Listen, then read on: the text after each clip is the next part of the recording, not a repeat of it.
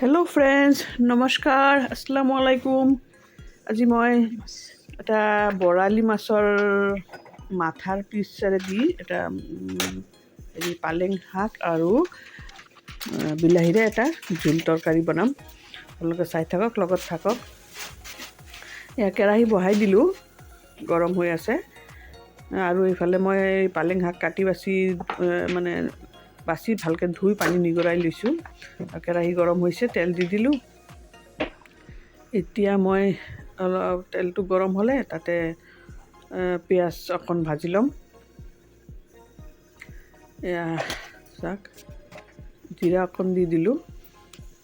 মই মাছৰ তৰকাৰী বা যিকোনো তৰকাৰী বনালে অকণ জিৰা ফোৰণ দিওঁ, কেঁচা জিৰা, গোটা জিৰা। এয়া পিঁয়াজ দি দিলোঁ। পিঁয়াজ দি অকণ পিঁয়াজখিনি ভাজি ল'ম। অকণমান ভাজিলে পিঁয়াজ ভাজা চেণ্টটো তৰকাৰীত লাগিলে অলপ তৰকাৰীটো ভাল লাগিব, টেষ্ট লাগিব খাই। নিমখ দি দিলোঁ, পিঁয়াজটো সোনকালে হৈ যাব, ভাজা হৈ যাব। বেছি টাইম নালাগে, নিমখ দিলে পিঁয়াজ সোনকালে ভাজা হৈ যাব। মই এইটো কথা চব ৰেচিপিতে মই কথাটো কওঁ, কোনোবাই দেৰিকৈ চাব না। এইটো সৰু টিপছ এটা। আৰু হালধি গুড়ি অলপ দিলোঁ, জিৰা গুড়ি আৰু জলকীয়া গুড়ি অলপ দি অকণমান পানী দি মছলাখিনি ভাজি ল'ম। এতিয়া এই মাছৰ যিখিনি কাঁইট নাথাকা পিচকেইটা দি আছোঁ। অলপ বেছি নবনাওঁ, মোৰ ল'ৰা ছোৱালী বেলেগ মাছ নাখায়, এইটো মাছ হ'লে খাই ভাল পায়, কাঁইট নোহোৱা যে। মই অলৰেডি শিঙৰা মাছ বনাইছোঁ, আৰু লগতে এইটো তৰকাৰীও বনাই আছোঁ। গতিকে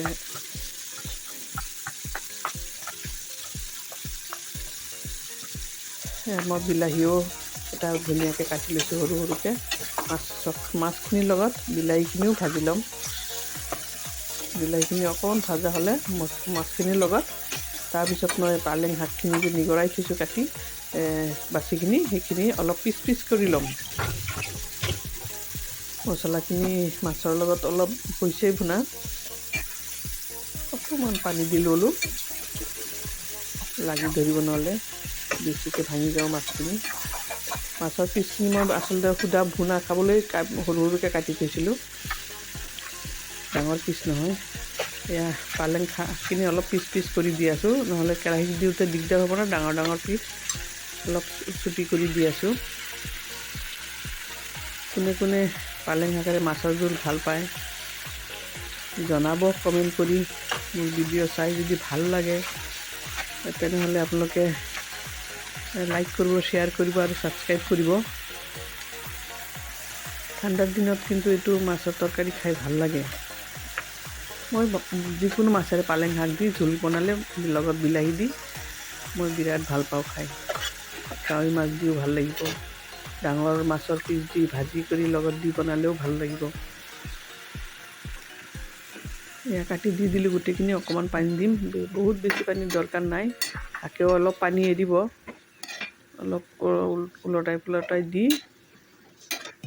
তাৰপিছত অলপ সময় বনালে কোমলটো সোনকালে সিজি যায় পালেং শাক। মাছটো আগতে ভাজা হৈ গৈছে বিলাহী মাছে, এতিয়া অলপ লৰাই ওলটাই দিওঁ। বহুত বেছি জোল হ'ব নালাগে, অলপ জোল হ'ব তৰকাৰীটোত। বহুত বেছি জোল দি দিলে ভাল নালাগিব পালেং শাকৰ তৰকাৰীত, অলপ জোল থাকিব। মই পালেং শাকেৰে বৰালি মাছেৰে এইটো ফাৰ্ষ্ট টাইম বনাইছোঁ। চাওক, মই শিঙৰা মাছ সেইফালে বনাই থৈছোঁ, সেইফালে বনোৱা শিঙৰা মাছ হৈ গৈছে। মই এইটো ৰেচিপি আপোনালোকক বেলেগে দেখুৱাম। আৰু সেইটো ল'ৰা ছোৱালী নাখায়, সৰু মাছ, গতিকে মই এইফালে পালেং শাক দি বৰালি মাছ বনালোঁ। বৰালি মাছ দি পালেং শাক মই কেতিয়াও খোৱা নাই, আজি ফাৰ্ষ্ট টাইম বনাই আছোঁ। নিশ্চয় ভাল লাগিব, অনুমান কৰি বনাই আছোঁ। বৰালি মাছ দি বেলেগ চব্জি দি খাইছোঁ, কিন্তু পালেং শাক দি কেতিয়াও খাই পোৱা নাই। আজি খাম আৰু ছোৱালীৰ খাতিৰত। চাক, উতলি গৈছে, হৈয়ে গৈছে প্ৰায়। এতিয়া দিব লগা আছে কেঁচা জলকীয়াখিনি, দিলেই হৈয়ে যাব।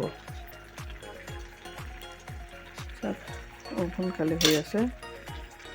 আপোনালোকে কেতিয়াবা এই যে শাকেৰে মাছ খায়নে জনাব। এয়া কেঁচা জলকীয়া দি দিলোঁ, মই আগতে শাকেৰে মাছ খাই ভাল নাপাইছিলোঁ, আজিকালি মানে ভাল পোৱা হৈছোঁ। মানে খাই চাওঁ না, ভাল লাগে দেখোন শাকেৰে মাছ। নহ'লে শাকটো বেলেগে বনাই খাইছিলোঁ, খুব কমেই খাইছিলোঁ শাকেৰে মাছ। মাহঁতে খুব ৰেয়াৰে বনাইছিলে মানে শাকেৰে মাছ। সেয়া হৈ গৈছে চাওক, এতিয়া চেণ্টটো ওলাইছে, ধুনীয়া লাগিছে। মানে ভোক এটা, মানে মিঠা মিঠা চেণ্ট এটা ওলাইছে, ভোক লাগি গৈছে, খাব মন গৈ আছে। এয়া চাওক, বেছি জোল হোৱা নাই, থুপথুপীয়া হৈছে। গতিকে থেংক ইউ ফৰ ৱাচিং মাই ভিডিঅ'। Thank U.